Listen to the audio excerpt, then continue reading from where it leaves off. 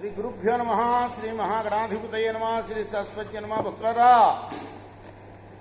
వాల్మీకి మహర్షి రచించిన శ్రీమద్ రామాయణం యథాతథంగా చెప్పుకుంటున్నాం. అంటే ప్రతి శ్లోకం దాని అర్థం.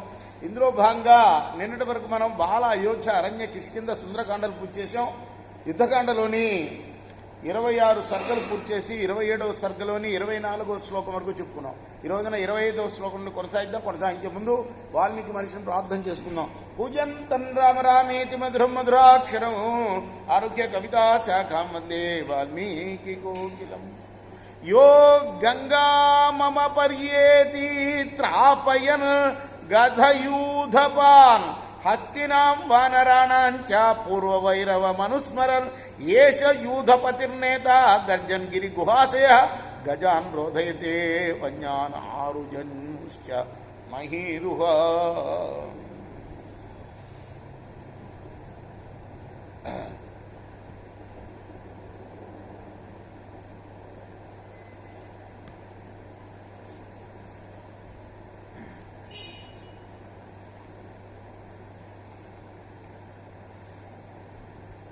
వెయ్యి కోట్ల వానరులతో నిలిచి ఉన్న ఈ వానర శ్రేష్ఠుడు రాక్షసరాజా క్రతుడు, వీడి పేరు క్రథ అని పేరు గల వీడు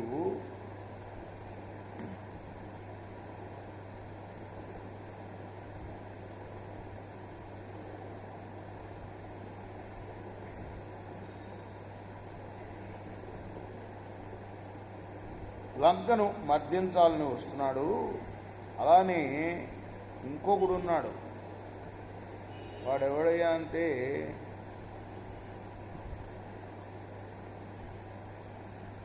యో గంగామను పర్యేతి త్రాపయన్ గజయూతపాన్ హస్తినాం వానరాణాంచ పూర్వవైర మనుస్మనం ఏష యూధపతిర్నేత గర్జన్ గిరి గుహాశయ గజాన్ రోధయతే వన్యాన్ ఆరుజంశ్చ మహిరుదాన్.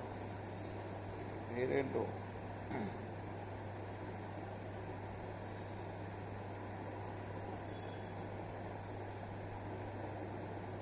ప్రమాధిట వీడి పేరు.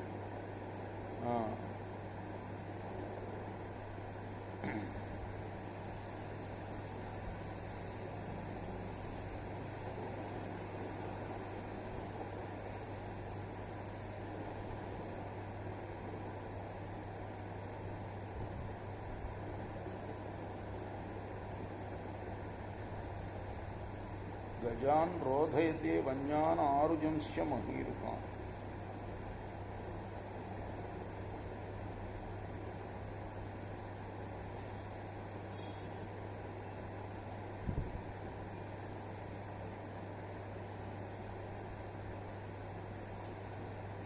వానర యూథాలకి ప్రభువు, నాయకుడు అయిన గర్జిస్తున్న ఈ ప్రమాది ఏనుగులకు వానరులకు మధ్య ఉన్న పూర్వ వైరాన్ని స్మరించుకుంటూ గజయూథ నాయకులను భయపెడుచు గంగా ప్రాంతంలో నివసిస్తూ ఉన్నాడు. పర్వత గుహల్లో నివసిస్తూ వృక్షాలను పీడిస్తూ వనగజాలను అడ్డుకుంటూ ఉన్నాడు వీడు.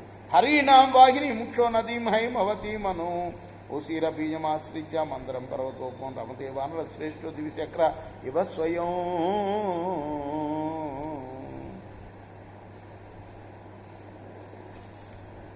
వానర సేనా నాయకుడైన ఈ వానర శ్రేష్ఠుడు గంగా నదీ ప్రాంతంలో ఉసీర బీజ పర్వతము, పర్వత శ్రేష్టమైన మందర పర్వతాన్ని ఆశ్రయించి సాక్షాత్తు స్వర్గంలో దేవేంద్రులాగా ఆనందంతో నివసిస్తూ ఉన్నాడు.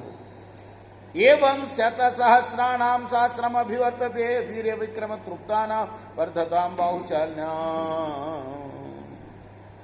వీడి వెంట, ఈ ప్రమాది వెంట మొత్తం 1000 లక్షల మంది వానరులు ఉన్నారు.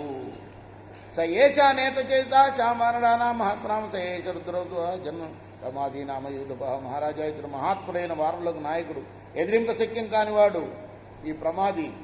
వాతేనే ఓద్ధతం మేఘం యమేనాం అనుపశ్యసి అనేకమపి సంరబ్ధం వానరాణాం తరస్సునాం ఉద్ధూతమరుణాభాసాం పవనేన సమంతతః వివర్తమానం బహుశో యత్ర తద్బహుళం రజః. గాలికి ఎగురుతున్న మేఘంలాగా కనపడుతున్నాడే అతడే ప్రమాది. ఇప్పటిదాకా నేను చెప్పినవాడు.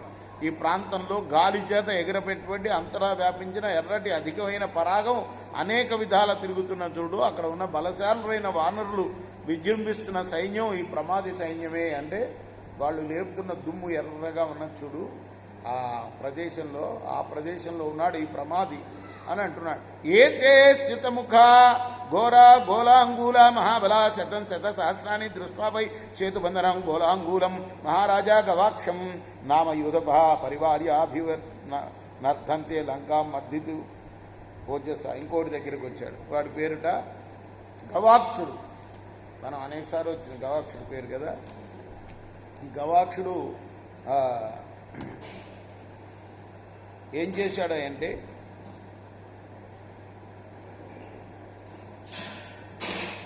నల్లటి ముఖాలు గల భయంకరమైన 100 లక్షల మంది,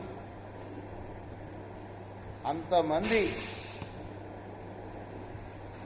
నీ వెంట పెట్టుకొని వచ్చాడు. సేతువును దాటాడు. లంకను మర్దించడం కోసం శివనాథం చేస్తున్నాడయ్యా.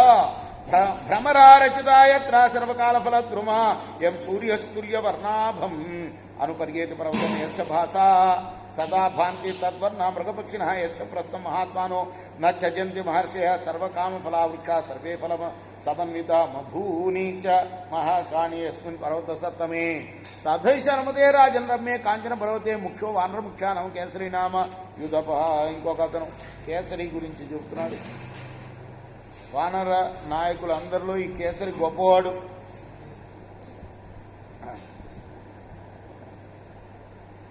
ఇతను ఎల్లప్పుడూ ఫలాలు ఇచ్చే వృక్షాలు ఉన్న పర్వతం మీద ఉంటాడు.